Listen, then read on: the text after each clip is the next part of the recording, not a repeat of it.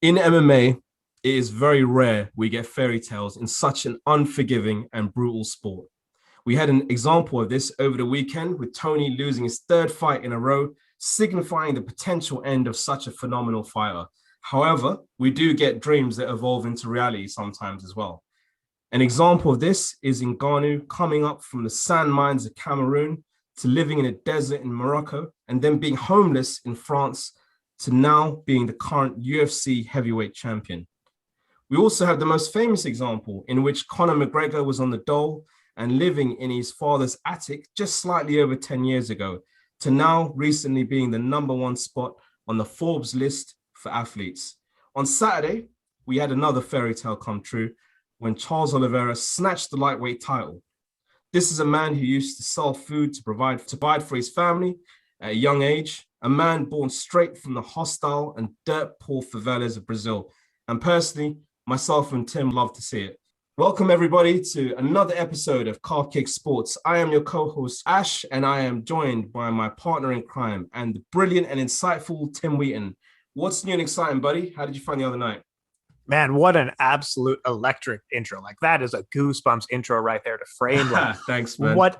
And there's so many. And first of all, thank you for the nice intro. Like, it's one of those things whenever people say, like, you're good at what you do or you're a good writer. I was like, man, no, I'm not. Shut the hell up. So shut the hell up, man. Well, I mean, I had to step up, man. Your intros are always like on point, man. All your lead-ins are just solid. And that was fantastic. Thanks so much. And it really exemplifies why we love MMA. Like, I've heard it described in different ways, and it's really hard to put your finger on it sometimes. It's like, this is a very unambiguous sport. It's actually very simple. This is a fist fight. Man gets it, guy goes down. Like, it's a very simple thing. And because of it, you can tell amazing stories because of the type of people who are brought in and drawn to this sport. You can tell amazing stories coming out of it. Like you said, we've had an amazing year of guys like Oliveira, Francis Ngannou, just these amazing come from behind stories of coming from poverty. Conor McGregor is another one. He's the sportsman of the year in terms of how much he made. That is absolutely insane considering where he was just 10 years ago, and put it into context of where this sport was just 20 years ago. It sometimes really lends itself well to, like you said, those fairy tale moments in the sport. So that was a great intro. I really appreciate you doing all that. But no, I'm excited to talk about our boy Oliveira from the favela, the Bronx. Oh, love my it, God. man. And what a night it was. Like, did you stay up to watch it, or did you catch I did actually. I stayed up late. All my UK friends, you know who you guys are. You all flopped. You fell asleep. Which is fair enough, man. I mean, I think I was half asleep for the other event, the numbered event. But yeah, I mean, I really enjoyed it. I think I stayed all the way till 6 a.m. to watch the main event. And by that point, I was just too pumped. I was like, how the hell am I going to sleep on the next day? When it came to the main event, I was just like, my heart was literally fluttering, Tim. It was crazy. And the event started. And to me, I mean, I know Edson Barboza got fight of the night with Shane Burgos, but that to me was fight of the night. The Charles Oliveira and the Michael Chandler fight. It was just non-stop action from the fucking opening bell. Michael Chandler was going at it like a rabid dog. It was crazy. I mean, what a pace that he was setting in the beginning. What did you think? Michael Chandler is a guy with the extreme, what is the word? Extreme ownership, correct? Yeah. I don't know how he's going to be feeling. Like, this guy was actually seconds away from a UFC lightweight championship, like one of the most coveted titles in sports in their marquee division. He was actually just like, if one of those punches was 4 inches somewhere else, that would have been his night to belt. Absolutely insane. So I don't know, a guy who takes extreme ownership, he's changed his life. But, you know, at the same time, he's been here before. He's won and lost titles. He's lost titles and won them back in the future. Maybe he comes back even stronger than he did before, but he's a man with a lot of determination, and I do trust that Chandler will be back. But Charles Oliveira, been in the sport since he was 18 years old, been in the UFC since he was like 20 years old. He's a young man. He's taken his worst knocks in the UFC. He had the big win over Tony Ferguson last year and donated most of his winnings to people in need in his community where he still lives. He's an all-around good person. Like you said, he came help sell food to support his family, to help his mom. Like, he's an all-around good guy. And now he's reached the apex of the sport in the marquee division. And like, what an absolute amazing story it is. Big night, because Brazil usually has a ton of champions, but he's just the third champion from Brazil right now in the UFC. Like it's very rare that Brazil has so few of champions. So I'm extremely happy for the country of Brazil, happy for his neighborhood, happy for his city, and more than anything, happy for the Charles Oliveira, the young man. And what a great night it was, right? I mean, it was such an incredible story from the rise, essentially, from complete poverty to where he's at now. I mean, it's inspiring. I mean, it's definitely the same level as Francis, Connor, all these other people. So again, as you mentioned, we like to tell stories in sports media. This is up there with the biggest stories of all time. I mean, I think there was a lot of people that were just counting Charles out. What I liked about this fight is that he actually went through adversity, and people were saying, oh, Charles can't go through, he can't overcome adversity. Look at the Felder fight, for example, the Cub Swanson fight, many other fights where he basically just quit. And he showed the heart of a champion, which I really, really liked. And ultimately, that was what made him win the fight. His heart, his determination to get to that second round. He's Tony 2.0. I'm telling you now, like he's the resurrection of Tony. I think he sucked Tony's soul right before Tony fought Beneil Dariush. And he's like, yeah, I'm Tony 2.0. I'm Tony 2.0, motherfuckers. No, I love it. And Charles Oliveira, like struggling in this fight. It's just to exemplify the trajectory of this man's career, where early on he did kind of struggle in a way where he's not getting cleanly knocked out. He's getting knocked out, and we question his heart and we question his determination. And then in this fight, we see that early where he does get knocked down and he comes back to win it. He was 10-8 in the UFC, and now he's 9-0 over the last couple of years. Like that is an amazing turnaround this young man has had. Probably in the most stacked division in the whole of the UFC as well. I know he's not fought everyone in the top 5, but he is just locked. He's just looked amazing. I mean, he took out Tony Ferguson and Chandler in impressive fashion. Yeah, I mean, I can't say enough good things about Charles Oliveira. He's evolved into something else completely. So I'm happy for the man. And now we did the pre-fight breakdown, and we did a really in-depth breakdown of this fight. And everything that we said could happen happened. We're gonna start calling ourselves Mystic Calf Kick Sportsman because we predict these things. That's so good. That's so good. So we said Oliveira is probably going to land a lot of calf kicks. He dropped him with a calf kick. Yeah. We said Michael Chandler might win this fight with big overhands. He almost did twice. That exact thing happened. And then the left hook was another thing. We said he lands a lot of left hook. Chandler eats a lot of left hooks. And that was the punch that changed the trajectory of this fight. Even saw a little bit of jiu-jitsu grappling where I think Oliveira showed that he's a little bit better on the ground. Like literally everything that possibly could have happened in this fight, exactly like it all happened. And it's amazing. Like 60 seconds difference. Yeah. I don't know how to describe how insane this fight was. It wasn't even 60 seconds. It was 19 seconds into the second round. He was like, all right, I'm going to fucking throw down, man. Let's do this. Just marched forward like an animal, like a zombie, literally like Tony Ferguson in his heyday. And he goes, I'm going to just take you out, man. I'm just going to take you out. I'm just going to put the pressure on you. And boom, left hook, lights out, man. It was just beautiful to watch. I'm super disappointed for Chandler, but how could you not be happy for Charles Oliveira, man? Honestly, what an animal. No, a good guy of the sport. Now, tell me a little bit more about what you were seeing in the fight. Like I said, the calf kicks, we had some grappling. We had Chandler landing some massive overhands, and then Oliveira finished it with a big counter left hook, and that was really good. What else did you see in the fight? I mean, what else? What I was really surprised was, I mean, we all kind of assumed, Chandler has fairly decent ground game. I was actually really surprised how he just exploded up from Charles Oliveira taking a triangle. What was it? It was a body lock triangle for a bit, trying to sink in that choke. He just exploded out of there. Just shows you the strength of Chandler. I think what happened, it wasn't that Oliveira took him down. I think Chandler he pulled guard to a guillotine choke. Is that right? I don't know if that's correct or not. Or I don't quite remember off the top. That's the thing. I've not had a chance to rewatch it, but it almost looked like Chandler was hoping that he would choke out Oliveira, which was very interesting. He definitely has confidence in his submission game, but on the ground, you could see a bit of a difference in terms of the control, but the strength, the actual athleticism, I was extremely impressed with from Chandler. He could definitely be a world champion. There's no doubt about it. It's just unfortunate. What he should have done is, I mean, it's easy to say in the moment after, But what he should have done is probably just let Oliveira up and then put the punishment on him again.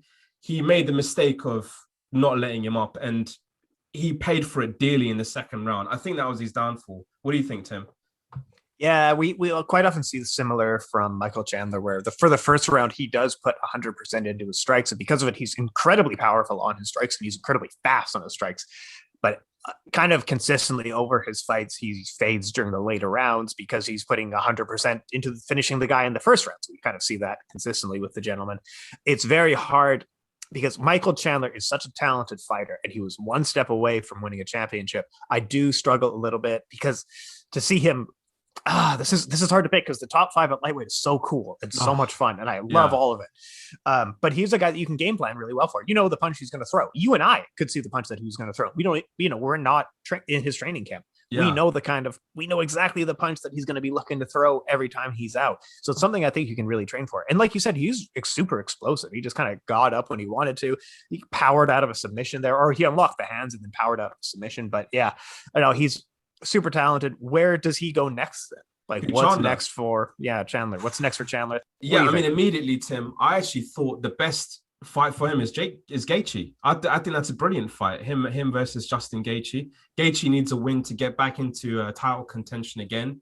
He's kind of like the red-headed stepchild of the UFC, the lightweight division. Like no one's giving him any attention. They're like, whatever, man. We'll give you a fight in a few months. But I think him versus Chandler would be a great fight for both of them. They both need to get back in the mix.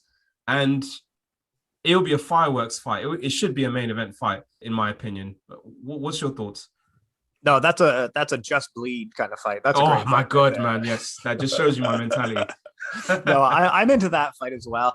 And you can very easily make the argument. Let's say Michael Chandler does defeat Justin Gaethje. It's very easy to make the argument for a rematch against Oliveira. But like now we're just going to do the entire lightweight division because there's no way to talk about this without talking about the entire picture of the lightweight. Yes. So like we have Dustin Poirier, Conor McGregor.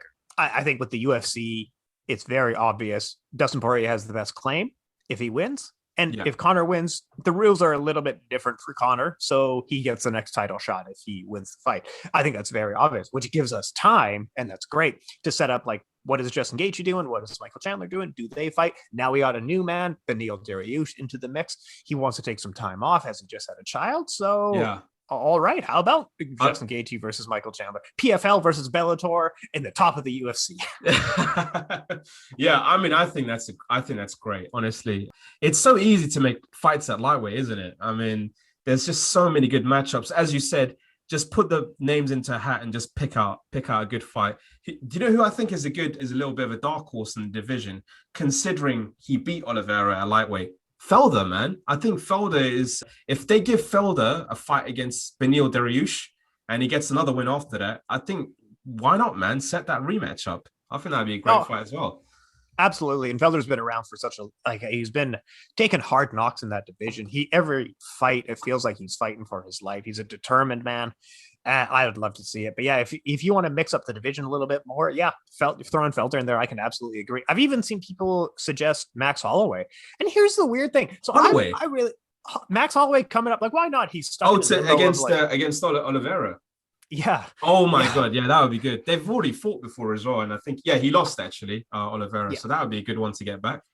Holloway was super in his prime in that fight. You can see just like that's where he was like blitzing more than he does now, which is really saying something. But like Holloway's in a weird spot where he probably maybe can't beat number one, but he can beat everybody else in that weight class. So maybe going up makes sense. And keep in mind, people were just like, man, he just lost to Dustin Poirier.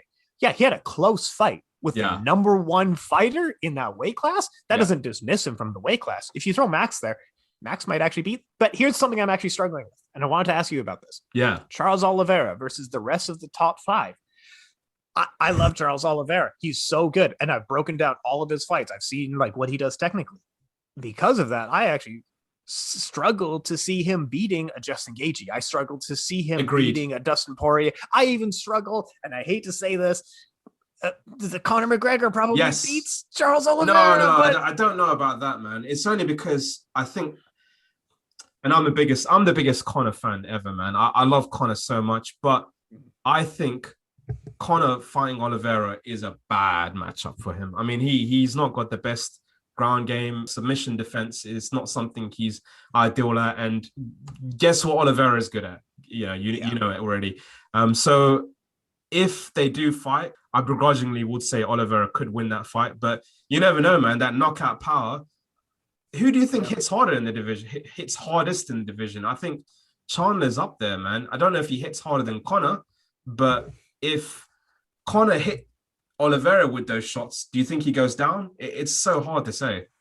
It really is. Like you said, Chandler, arguably, if at a certain point, it's just so much power. But Chandler, you can so visibly see, like he puts his entire body. It's the haymaker from Fight Night round 3 of just like he puts everything he has into it, right? Like you can really see it. Whereas Conor is just like throwing these like fast lightning 1-2s and they put guys down. And it's really cool to see. But like, yeah, Chandler might have more power.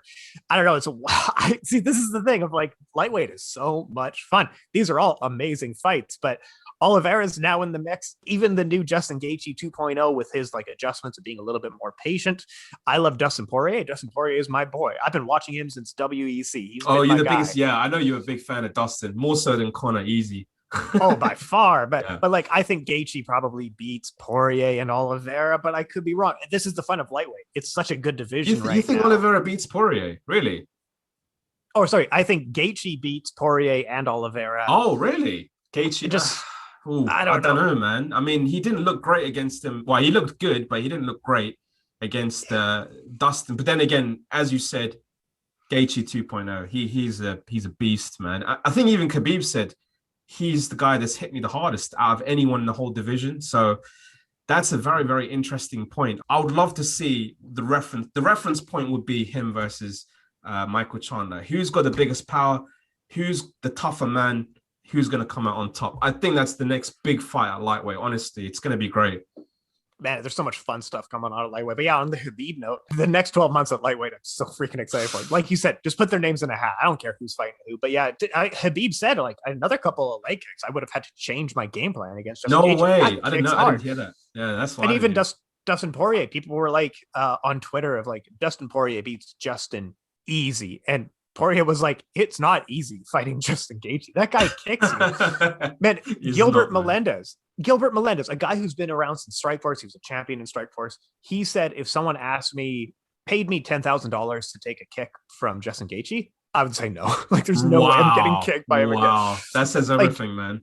Man, Justin Gaethje just absolutely slaughters people on the feet. Like he's 2.0 advanced. Like, he's gotten more technical. He's gotten more patient over time. He knows how to conserve energy over 5 rounds. I don't know. I just want to see him back in there. He's my Just Bleed boy. You just an animal, man. You just a Just Bleed fan, aren't you, Tim? Yeah, just throw him in there. Just throw him in there. Talking about how exciting the future of lightweight is, we need to go to a sad note. Now, there's someone out there who came into the sport for a very short time and left a massive mark over the sport. Their shadow is still seen, their shadow is still cast over the lightweight division to this day. And of course, what I'm talking about is the cable that Tony tripped on a couple of years ago and changed.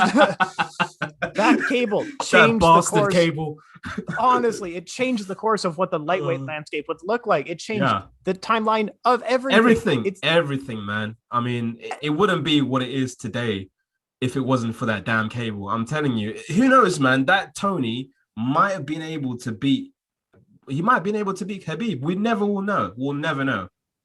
That's the thing. They were scheduled 5 times, and every time they were scheduled, it was a different iteration of Tony and Khabib, because there was a clear point where both of them were getting better, and then they were at their best. And at no point did we get that fight, but it was scheduled. Every chapter of their development, that fight has been scheduled, and it's so sad that we won't see it. At this point, I can confidently say that right now, Khabib probably wins that fight. Oh, easily, man. Easily. I mean, look what Beneil did. I mean, Beneil isn't the same kind of wrestler as Khabib. He isn't. He just isn't. I mean, he's brilliant, really good top control, very good submissions, all that kind of business. But when it comes to just pure wrestling, I mean, let's face it, man. Khabib is just the ultimate GOAT, man, when it comes to getting you down on the floor and absolutely mauling you.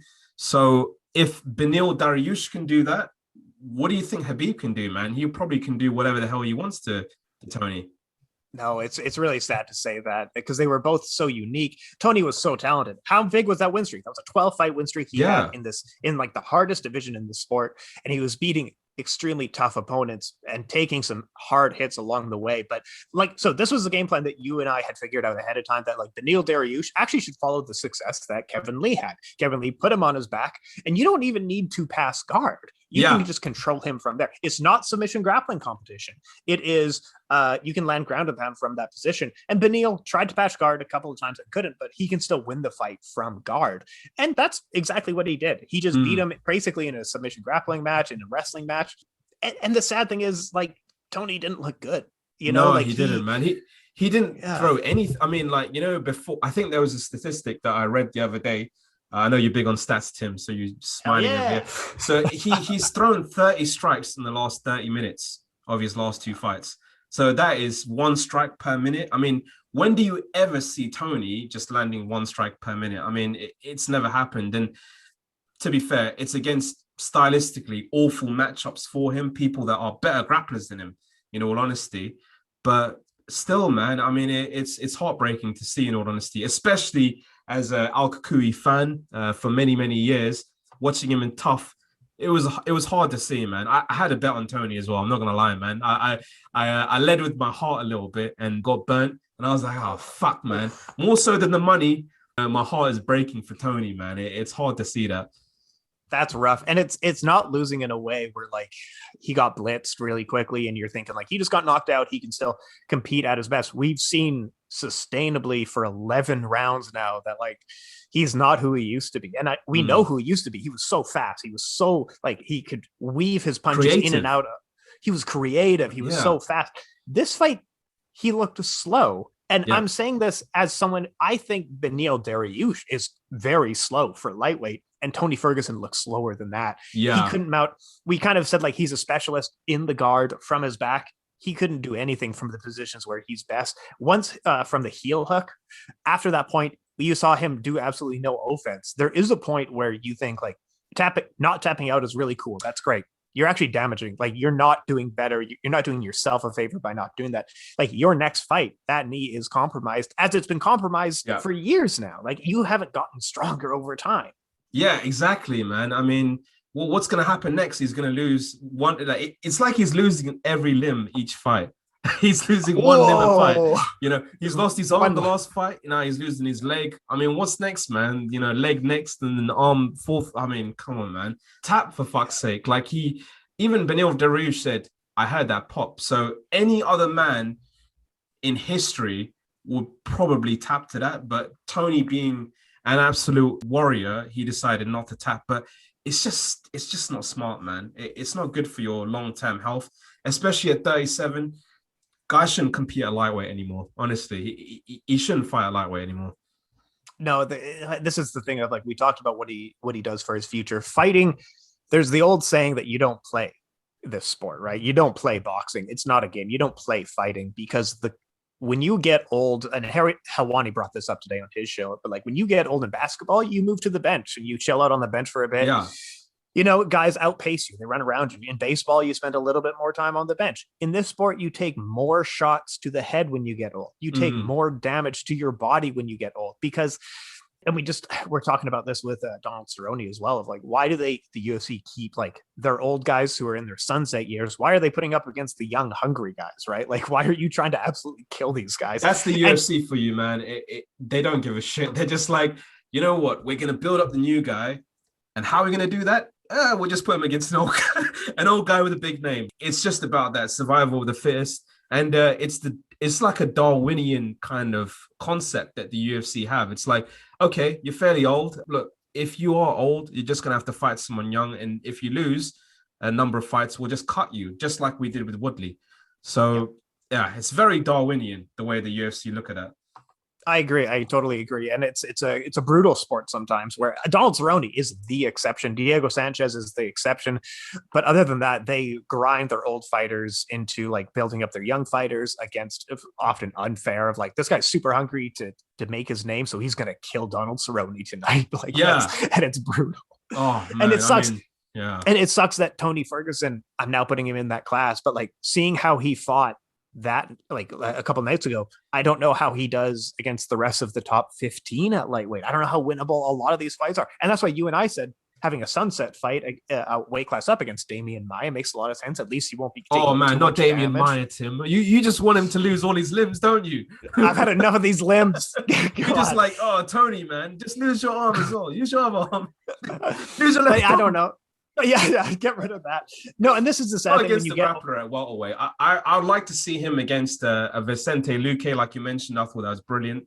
Or another, well, Vicente Luque probably wouldn't take that fight because he's quite highly ranked now. But yeah, just another striker, man. Make it a fun fight. Oh, I did see this the other day. Him versus Robbie Lawler. What do you think of that? Yeah, I think that's a very winnable fight for Yeah. him. And I like Lawler a lot. Lawler, another guy in his sunset years. And I think that's pretty winnable for Tony Ferguson if they wanted to set that fight. That's a sad fight too. Like one of these guys has to win. One of these guys has to retire. That's sucks. I mean, I'd rather see. I mean, we've already accepted as MMA fans a long time ago. Robbie's probably done.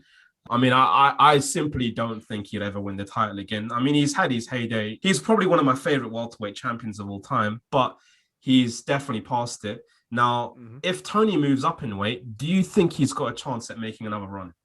Honestly, seeing the kind of shape that he's in, I can't imagine this man is making a run at. No, I just personally, what do you think? I know that you're a major Tony fan. What do you think? So what's the future hold for him? Yeah, I'm going to try and take my Tony glasses off, my Tony sunglasses off, and try and look at this a bit more objectively. I mean, if I had to look at it completely objectively, I tend to agree. I mean, the wrestlers at welterweight, it's not going to be any different. I mean, if Colby gets a hold of Tony, it's oh my god, man, he's gonna put a hurting on him. If Usman gets a hold of Tony, he's gonna put a hurting on him. If Damian Maia gets a hold of him, he's gonna put a hurting on him. So it doesn't really matter who. If it comes to the top 5, top 6, I think he's gonna struggle. I think I tend to agree with you, man. Just have a sunset fight at welterweight and just call it a career. He's had a fantastic career. Unfortunately, he's not been the champion, but regardless, man, every MMA fan loves Tony. He is the people's champ. I love the fact that he got everyone an extra bit of bonus as well, which is great. But yeah, it's sad, man. I forget who said it on Twitter, but like it's the most Tony Ferguson-esque thing that has ever happened, that he campaigned for everybody to get more pay, and then he didn't even get the pay himself. He didn't even get the fight bonus. It really is. It's Tony doing Tony things. That's Tony doing Tony things. But okay, but there is the A side to this fight. Beneil Dariush, he just had the biggest win of his career. He's on a few fight win streak now. He's won all these fights in an emphatic, exciting fashion. He's now ranked in the top 5 at lightweight in the marquee division in the UFC. What's next for our young man Beneil Dariush? He just had a child. Like Elon Musk said he's getting a Tesla. Yes. But I don't care about any of that crap. What's next for this man? So that's a good point. I almost think that Beneil Dariush, he took that fight. Oh, he went really aggressive just so he can call out Elon Musk at the end of that interview. I'm telling you, he went even harder. He wanted to make a statement and try and get that submission and whatever else. But who's next for Beneil? I like what you said last time. I like RDA. I think that's a good fight. It's difficult because everyone's booked up, man. I mean, you've potentially got Gaethje, but Gaethje and Chandler, I think that's the fight to make rather than Gaethje and Beneil Dariush. And even Beneil Dariush said, yeah, I don't want to fight Gaethje, man. You did, but Darren Till said and goes, look, I'm not really happy about facing as a joke. I'm sure he will if he got contracted to sign him, he will fight him. But yeah, who else is there, man? It's just RDA, and then everyone else is booked up. It's difficult, isn't it? Yeah, it's a man. And the reason that I'm struggling so much is because I can see Michael Chandler, Justin Gaethje, these guys, Stetson Poirier, Conor McGregor, how good they are. I actually struggle a little bit. Beneil Dariush is in the top 5. I don't know how well he does against the rest of the top 5. And honestly, I'm going to be completely honest. I don't see Beneil Dariush winning against anybody in the top 5, right? If you put him in against Chandler or Gaethje or someone like that to try to crown next contender or something, I don't think he wins that fight. So he's kind of the odd one out for me in the top 5. But maybe I'm just not seeing his talent. I picked him to win this fight. So you did, yeah. You called it, man. And we both said the key to victory for Beneil Dariush would be top pressure. And guess what? It was a lot of top pressure, a lot of coming forward. I think this is the fight that he took the least amount of damage in a long time, which is good for him. But I can't see anyone else apart from RDA, man. I don't see another lightweight fighter that would like. I mean, unless he doesn't mind fighting down a little bit, fights Hooker or someone else in the meantime. But I don't see that, man. I think the guy deserves his due. He deserves like someone in the top 3 or top 5. Yeah, I'll throw a curveball at you here. I'll say maybe just this last weekend we saw Gregor Gillespie and maybe Dariush Gillespie. Islam I think that's Makhachev. relative. Man, no one wants to fight Islam Makhachev. Okay, we all know we don't want to fight Islam Makhachev. Okay, so forget it. He's not getting scheduled in the top 5. He's fighting some guy out of the top 20 at this point. Yeah, Gillespie, Felder, but yeah, Makhachev. Honestly, if you said like Makhachev Gaethje, I'd still like, yes, that's a great. Yeah. Get Makhachev. You're just high on Gaethje, man. I could tell. Yeah, absolutely. Do you know what's Tony Ferguson and Khabib from Wish? Yeah. It's Oliveira and Islam Makhachev. that is basically Tony Ferguson and Khabib from Wish. Give 12 months, Islam Makhachev will definitely be in that top 5. I don't know where he's going to be at because no one's accepted it. Just Mr. Cormier had come out and said, like, because he works with Khabib and Makhachev quite closely. He said that RDA and Paul Felder said no to Makhachev because no way. That's a crappy fight for those guys. Wow. It's a guy behind you that you're probably going to lose to style-wise. So, like, Makhachev is fighting someone else, but, like, maybe Dariush Makhachev, like you said. I don't know. That's a good one. I definitely would like to see that. I think, that's hard to call who's going to win that, isn't it? It's a bad stylistic matchup for Islam as well. So, I don't know, man. That's a very good one. I like that one. But Gregor as well, he's a beast. He looked great in his last fight as well. Yeah, I'd say either one of those two would probably be next. If I was Beneil, I'd be like, one of those two. That's it. I agree with you. I think that's a good one to make. He's taking some time off. Now, we got a couple of exciting scheduled fights that I wanted to talk about because I know you and I that middleweight division is cooking up now. Yeah. We just had 2 fights announced. Paulo Costa versus Jared Cannonier this August. Nice. Oh, we're in it. Man, and then Derek Brunson. Baby. And then like Derek Brunson versus Darren Till for August 14th. Oh man, those got a little mini tournament. So with Derek Brunson, he's always been a bridesmaid and never a bride. He's always been that guy, man. He lost against Jacare twice. He's lost against Yoel Romero. Yoel Romero is just an animal. And he even head kicked Yoel Romero with really good power. Still couldn't put him down. He's lost against Robert Whittaker. He's always been that guy that's looked like an amazing gatekeeper on his run to getting that, that marquee fight that would excel him to getting that title shot, and he's always fallen short. So with Darren Till, I think I'm going to go with Darren Till. If I had to choose, I'm probably going to say Darren Till because he's from UK as well. Maybe it's the biased nature coming out. I'm not the best person to ask about that, but I mean, Darren Till, he's got good takedown defense, and I think he's a better striker than Brunson. I think Gegard classically said that Brunson fights like he's in a bar fight. Yeah, he does. Yeah, that's the thing, that we can recognize Brunson's strengths and flaws so easily because he keeps getting knocked out kind of by the same flaw where he charges in like with his head low, or like with his body low and his head up, looking up at the ceiling, and guys will just knock him out from there, kind of thing. So if he's going to keep doing that, Darren Till probably does take this fight. I think that's actually a pretty good fight for Darren Till, and the UFC really does like Darren Till a lot. So they're going to put him in a title fight if he wins. Paulo Costa versus Jared Cannonier. Ooh, we're cooking now. We're cooking with fire and gas, listen. All I can predict, in that is pain. just like Mr. T says, man. What's your prediction? Pain. Like, that's literally going to happen, man. It's just pain. Someone getting knocked out, man. Someone getting knocked out in the first 2 rounds. And I don't know. It depends on what kind of Costa we see. I think he does have I'm going to say something controversial. I think he's got the potential to actually be a world champion. Whether or not that was him at his best against Izzy. I mean, he claims he wasn't. He was compromised and all that kind of stuff. Time will tell. But if I had to choose between the two, I'd probably go Costa because, guy's got big power, nice body shots. He's a big fucking middleweight as well. He's not a small boy at middleweight whatsoever. And Jared Cannonier, he's classically even said, look, I can make welterweight, which is nuts, considering he used to fight a heavyweight. So just general thoughts, I probably would go with Costa, but who knows, man? It could literally just be lights out from Jared Cannonier in the first round. What do you think, Tim? Man, I really don't know. I think I was quite high on Jared Cannonier when he just knocked out Hermanson. And Oh my Anderson, God, that was good. that was good. And he beat up an old Anderson Silva just before that. So I think I was quite high on him for a little bit. So it's a little, man, it's tough when, and then you see him lose to Robert Whitaker. With both of these guys, when you see them Handily. lose, Yeah. handle. Yeah, that's the Yeah. thing of like he got outstruck for pretty much the whole fight. Cool determination with like he did break his forearm defending a kick and continued fighting. It's a little bit hard to pick this fight, but yeah, we kind of know what Costa brings to the table, where he's trying to push you back against the fence, close the distance, like you said, use body work, which is awesome to see in this sport because it's not used enough.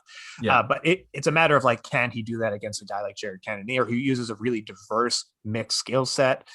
I don't know. That's a really fun fight. I'm going to go back and watch tape on both of those guys before we really cover it further. But man, I'm excited for middleweight. That's a good one. But upcoming in the next couple of weeks here, you and I got a couple of cards, a couple of fight nights, but we're really excited for that June 12th UFC 263. Oh man, we're going to be covering this one. Yes, this is a baby. big That's one. going to be good, man. I mean, what's on the fight? I think it's Nate Diaz, Leon Edwards, Ooh. Israel Adesanya, Marvin Vettori.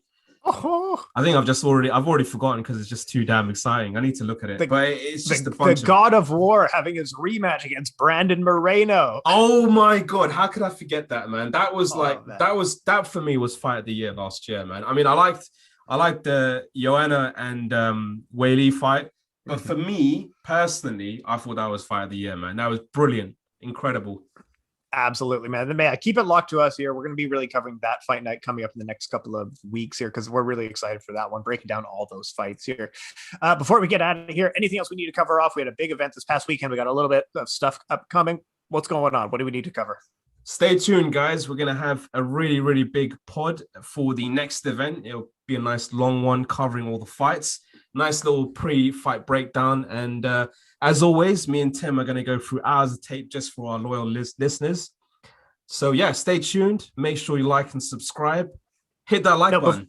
Before we head out of here, Ash, you are featured on you're featured elsewhere, and then we're having some guests on our podcast. Is that correct? Yes, I'm on Mom's podcast, which will be on Thursday. So most likely it will be uploaded on Friday. But yeah, that's a fun one. We're going to be breaking down the Font versus Garbrandt fight. So that's going to be interesting. I can't wait for that one. And yeah, excited for that one, man, for sure. Beautiful stuff, man. I'm Tim Wheaton. Check us out, Calf Kick Sports on Instagram, Tim Wheaton MMA, Twitter and Instagram. See you, folks. Have a good one, guys.